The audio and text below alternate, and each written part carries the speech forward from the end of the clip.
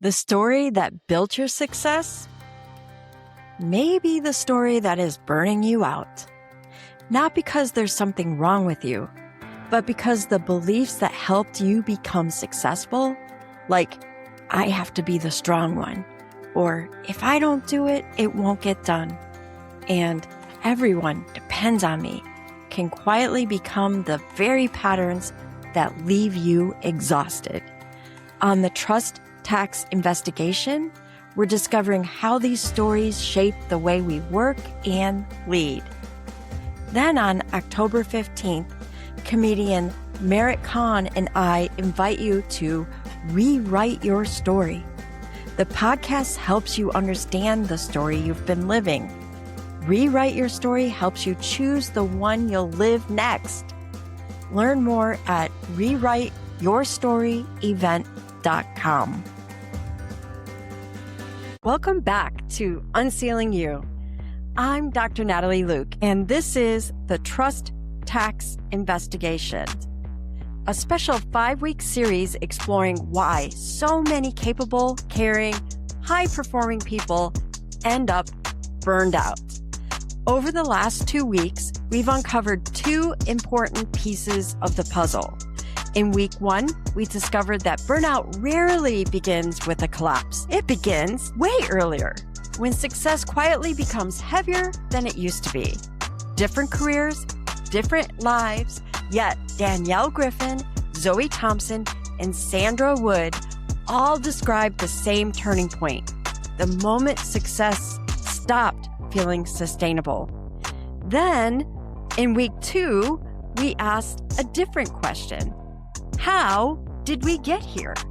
Hannah Kerman, Dr. Melanie Gray, and Angela Couric helped us understand that burnout isn't usually caused by one overwhelming event. It develops through small adaptations, meeting everyone's expectations before your own, living in constant high alert, and tying your identity to achievement and responsibility.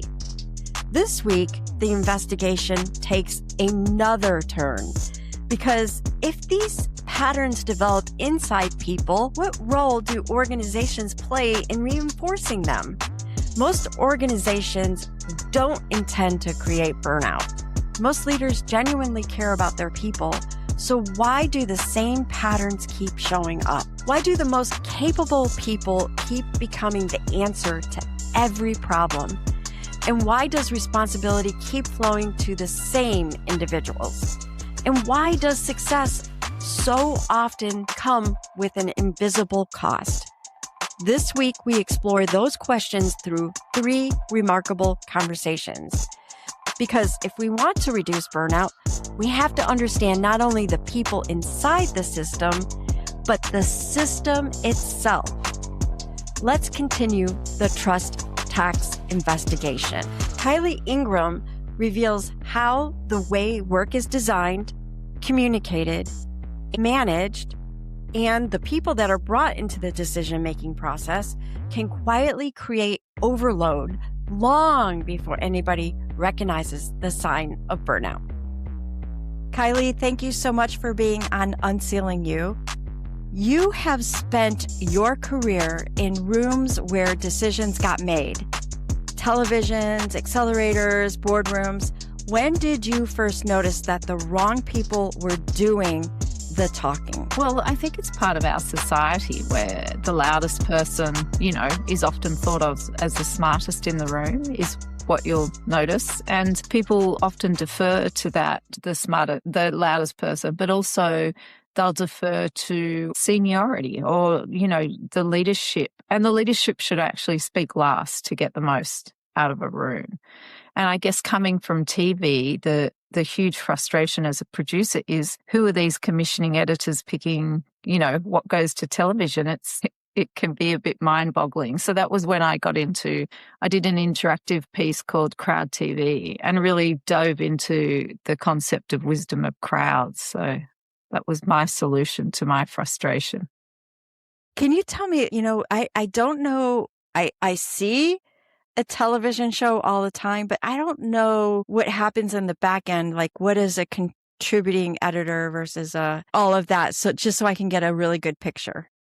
Yeah. So as a producer, you're the one, you get your team together, director, everything, and you put it all together about how you would make this TV show, and you go off, you think, well, that would be great on Netflix, or that would be great on ABC, whatever it is. And you go off, and in the US, you often have an agent. You go off and you say, right, let's go to these rooms and see if we can sell it. And then you meet up with these heads of TV or commissioning editors, they're called. They commission the TV show for them. And, you know, in Australia in particular, there's very few of them. You know, they're these big gatekeepers, and it can be very frustrating as to how they're making those decisions. And so I think that was the first time. But, you know, you go into any corporate environment and you can see the way, you know, decisions are being made in organizations. The first, with what we're working on now, Wiser, the first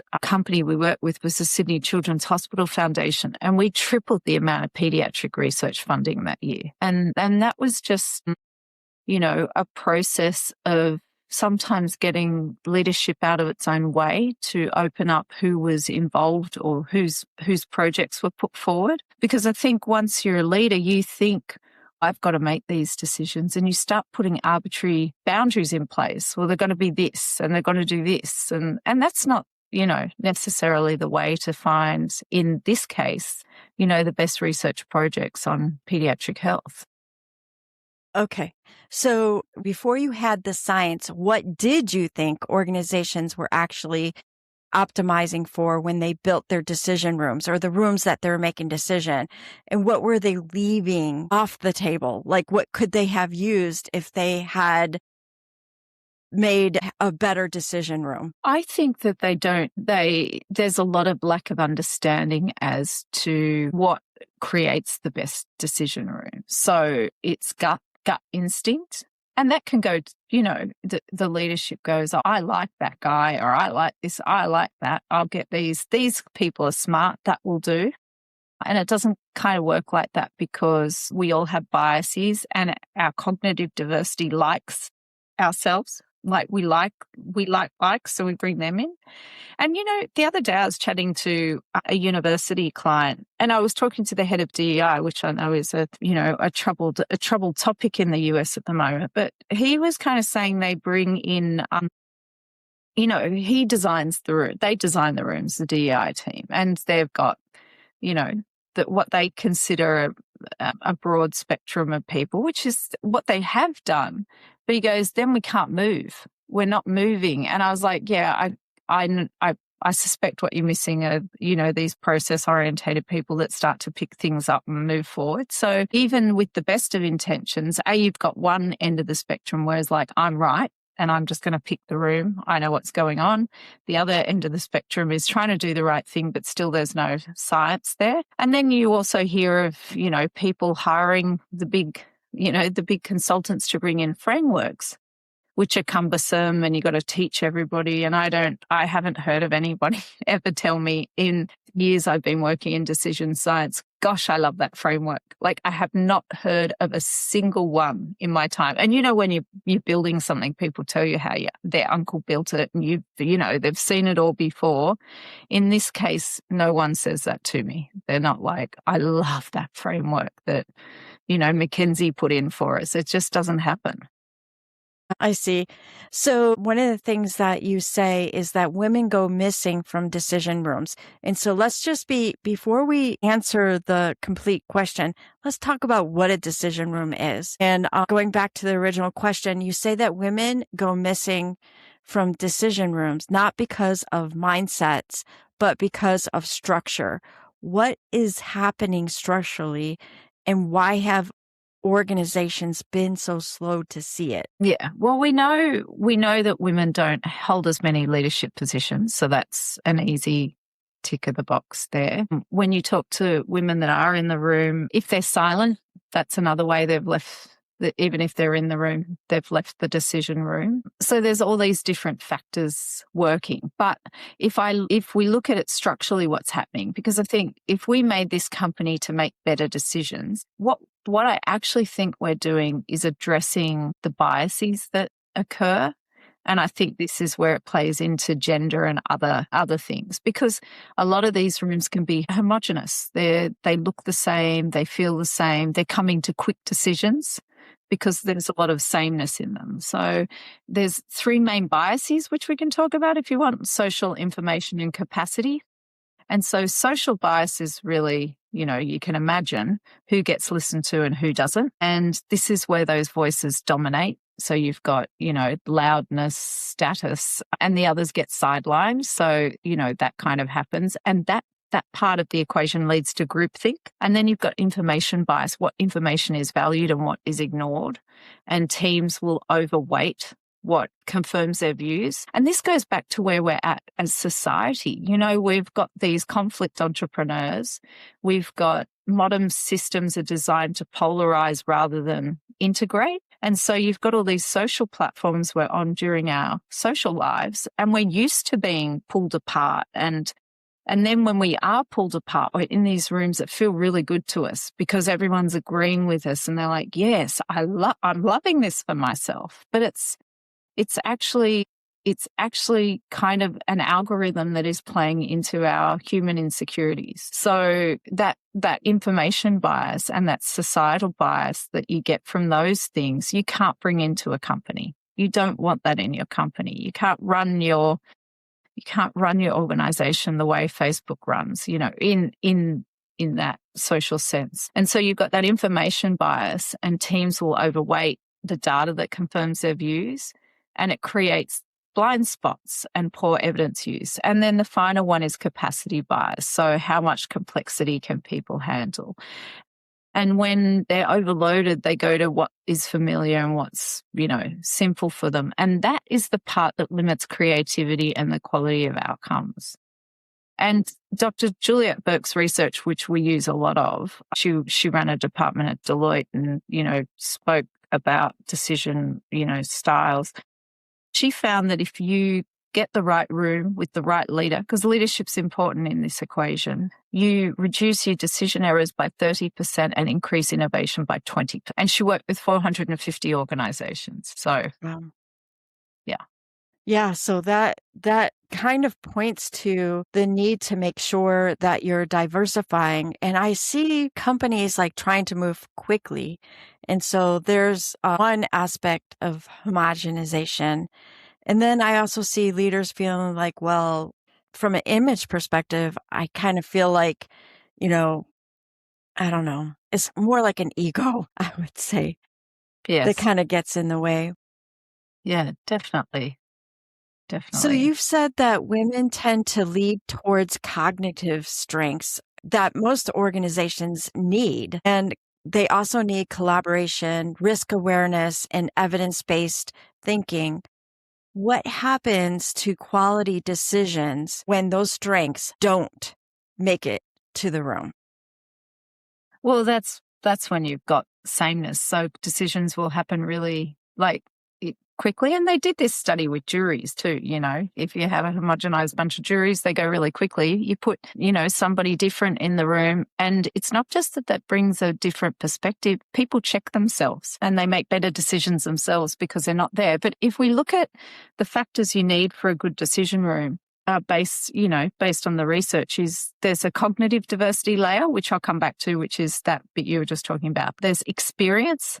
So if you have an engineering decision, you need engineers. You can't be like NASA that pulls the engineers out of the room because they're telling you something that's very inconvenient. And then and then you've got the top layer of that outward facing diversity. And the main 3 factors of that are age, gender, and ethnicity. And so you want to mix that up a little bit so you're not homogenized. And then the bit that Juliet Burke and Scott Page, who's at Michigan University, he also found cognitive diversity and its role in decision making. He's a mathematician. So the two of them were kind of finding out these things at the same time.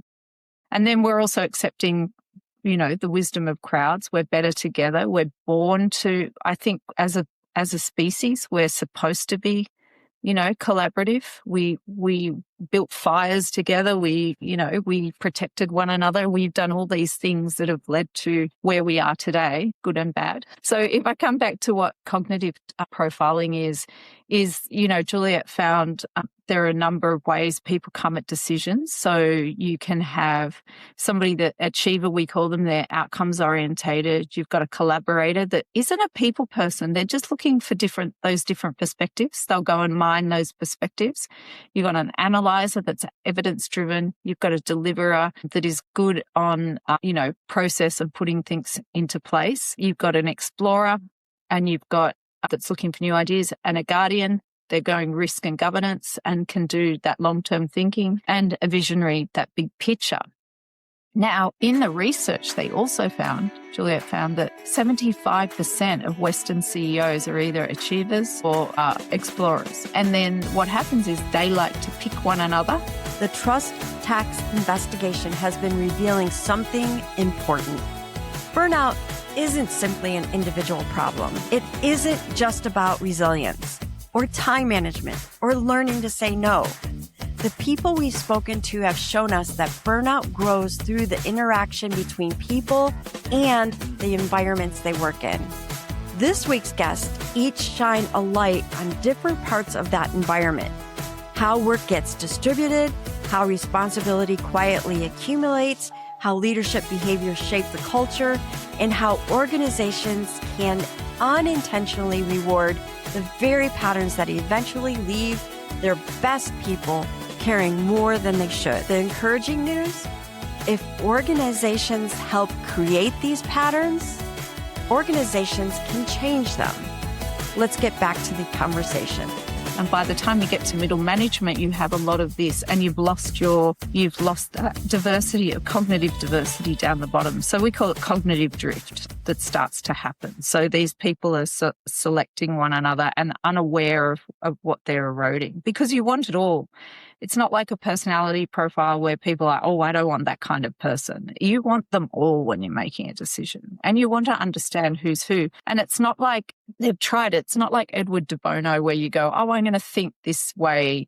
You can try and think that way, or you could ask AI to think that way. But the same thing happens. You can't interrogate for a long time. So you can't, I know now that I've studied this for a long time, I'm not very process orientated, and I can't stay in that space for very long. And I love it now. I understand that's my best match for me moving forward. I love process orientated people, because it takes the burden off me having to think that way. Especially as an entrepreneur, you need process everywhere. So it's, once you start to learn about yourself, and, on our website, we have our decision profiles free. So the first thing you can go do is learn about yourself. And it's evidence-based. This is really strong evidence. It's not personality profile that was made by the guy that wrote Wonder Woman or anything. I love that story, but, this is really, it's really evidence-based stuff. We'll be back after a quick break. Success opened the door. Burnout quietly followed you in. If today's conversation felt familiar, it's because burnout rarely begins with exhaustion. It begins with a story that says, I have to be the strong one. If I don't do it, it won't get done. Everyone depends on me. Those stories often create successful leaders. But over time, they become invisible patterns that keep responsibility routing back to you until success is feeling heavier than it should.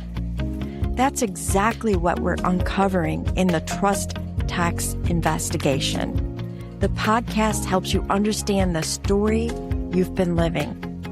Rewrite Your Story helps you choose the one you'll live next. On October the 15th, join comedian Merritt Khan and me at Walsh College in Troy, Michigan for a transformational experience unlike any leadership workshop you've attended. Together, we help you recognize the story shaping the way you work, lead, and carry responsibility. Decide which parts still serve you and release the ones that no longer do. The workshop helps you see your story. The comedy helps you let go of it because you don't have to abandon your success. You simply need a story that lets you enjoy it. Learn more and reserve your seat at rewriteyourstoryevent.com.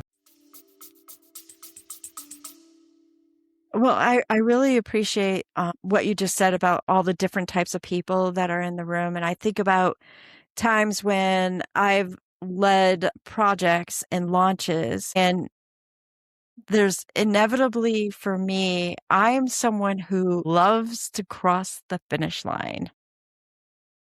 Outcomes? Well, yeah, I love to finish the project. I love getting it started, and I love that finish line, and I will race to that finish line as quickly as possible. And then there's people that are in the group they love to make sure it's right. And they usually have to grab me from the back of the shirt. Come back here. We're not ready to cross that line. Or that finish line where you have it finished is not the finish.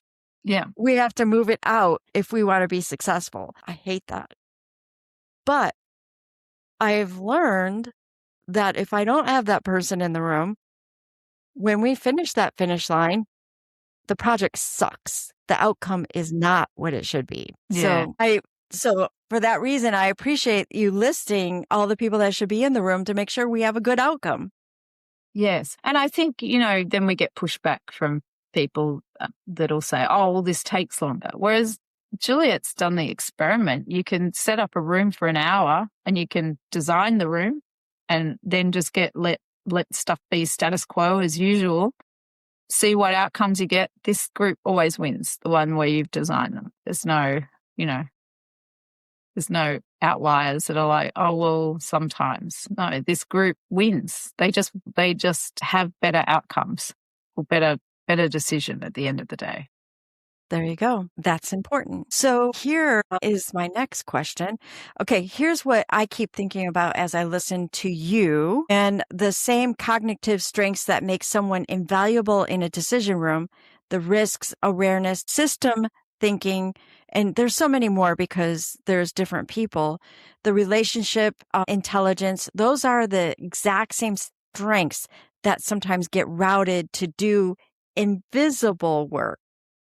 The person who sees everything becomes the person who has to carry everything. Does the research show that as a pattern? Is that something that you've seen in the research at all? I'm not 100%. So we're talking about like there's a certain type of person, they have to do everything because everybody else is like, I'm just the visionary, I'm out of here. That kind of Yes. thing. Yeah. And I think once we talk about the decision intelligence, a lot of the, when people are talking about it, they're talking about AI, and we're talking about your people and what we start to see happening. And this is where our research is going now, is that the company, once you understand who needs to be in the room and why they're there, you develop a language together too, because different people can hear different things when you say strategy or you say targets or you say this. Like people start to have this decision language and intelligence that starts to go on, and understanding different people's roles, because you make the decision here, but you then need to have that person there can't do it all. You need to have, the flow on effect of who's doing what and be clear about that. I think that design of the room provides clarity. The other thing that it does is it provides, if people down here haven't been in the room, but there's a likeness to who they are up there, you get more buy-in because they can see themselves in that decision.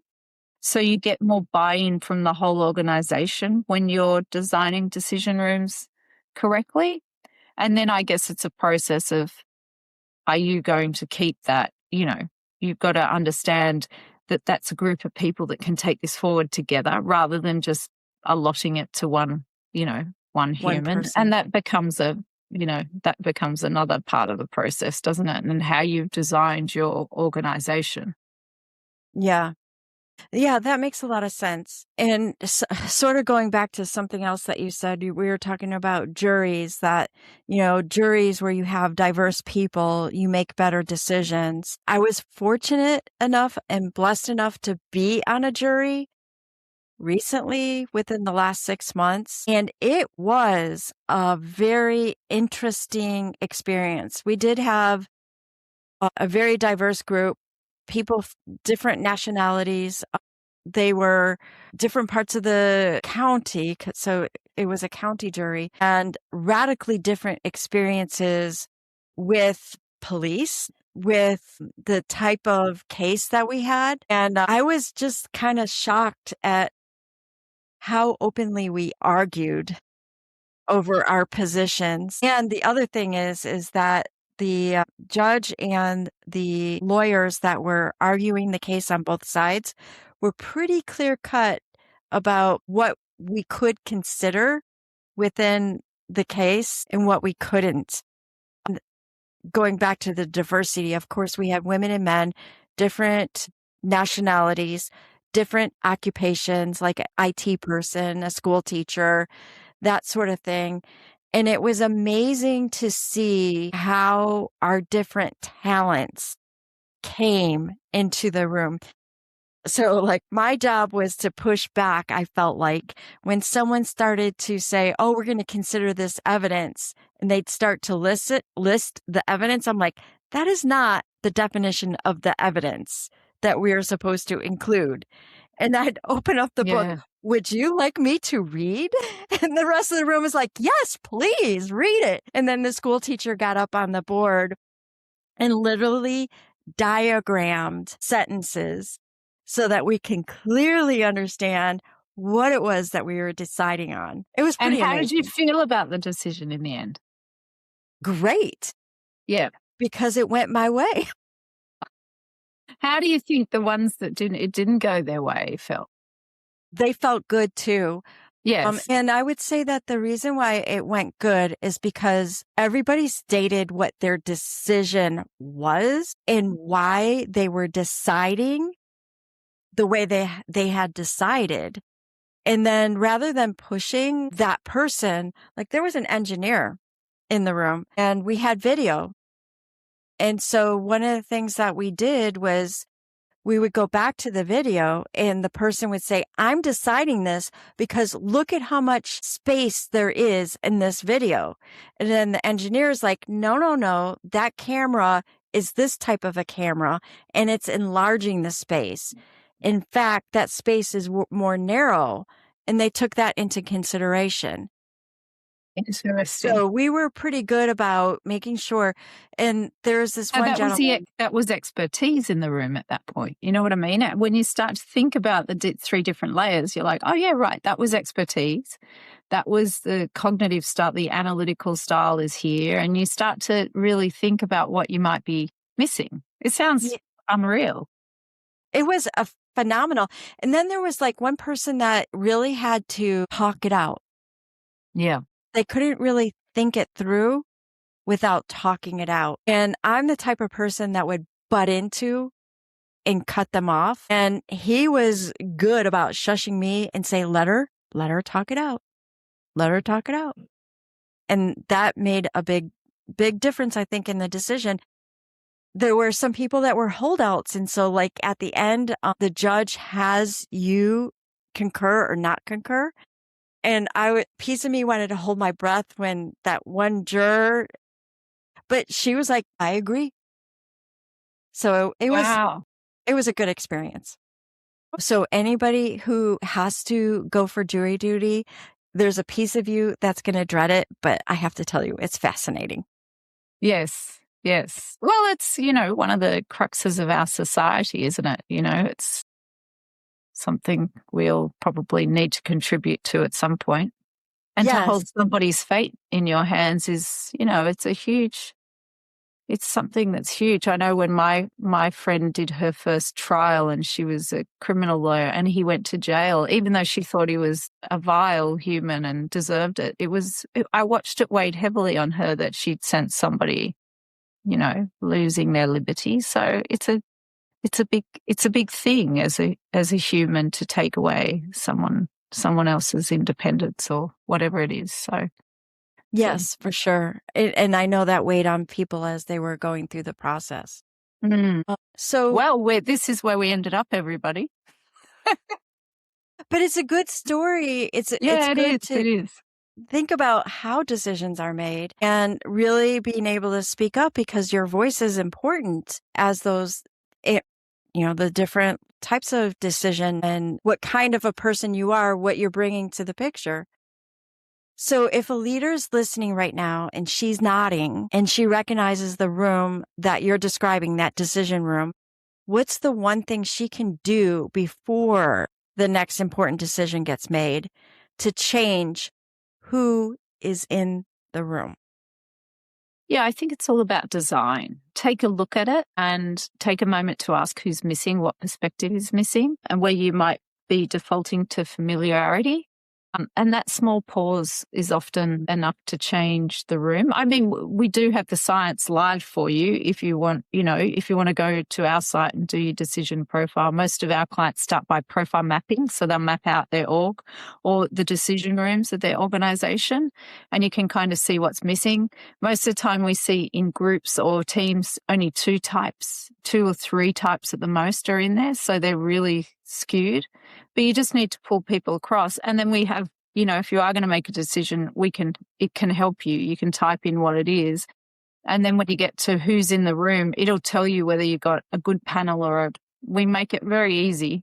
It also recommends other people. So you can just click, you could say, I'm missing an analyzer. It'll tell you who might be an analyzer in your organization. Just add them to the room. You don't need to restructure. Just, bring some people across or, just check who you've got in the room.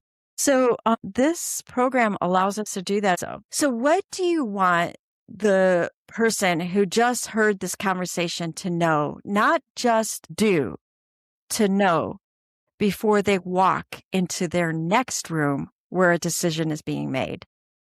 Well, I think if you're a leader, know that I don't think good leadership is making the captain's call. I think it is about designing the right room, and you'll have a better culture for it. And if you are the person in the room, just take a look around and know that, you might be unique in what you're bringing to the room. Understand who you are and what you're bringing in. Yeah.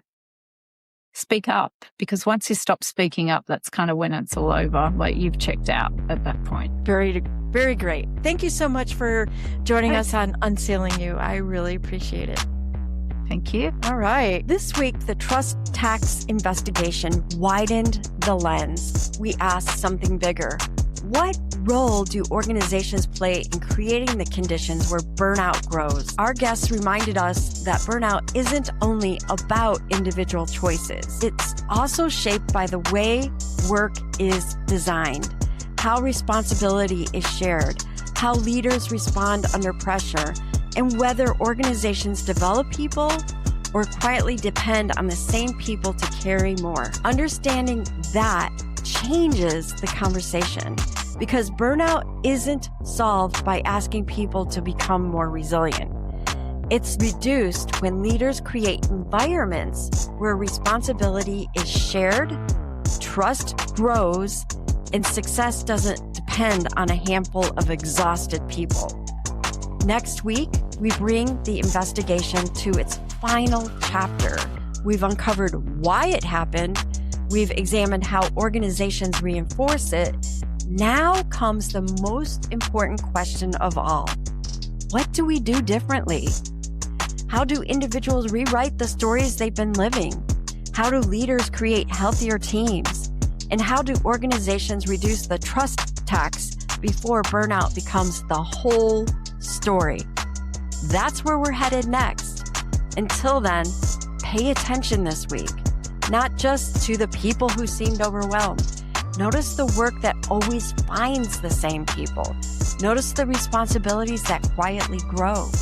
And then notice the leaders who develop others versus those who simply carry more on themselves. Because the trust tax is rarely hidden once you know what you're looking for. I'll see you on the next UnCeiling You episode.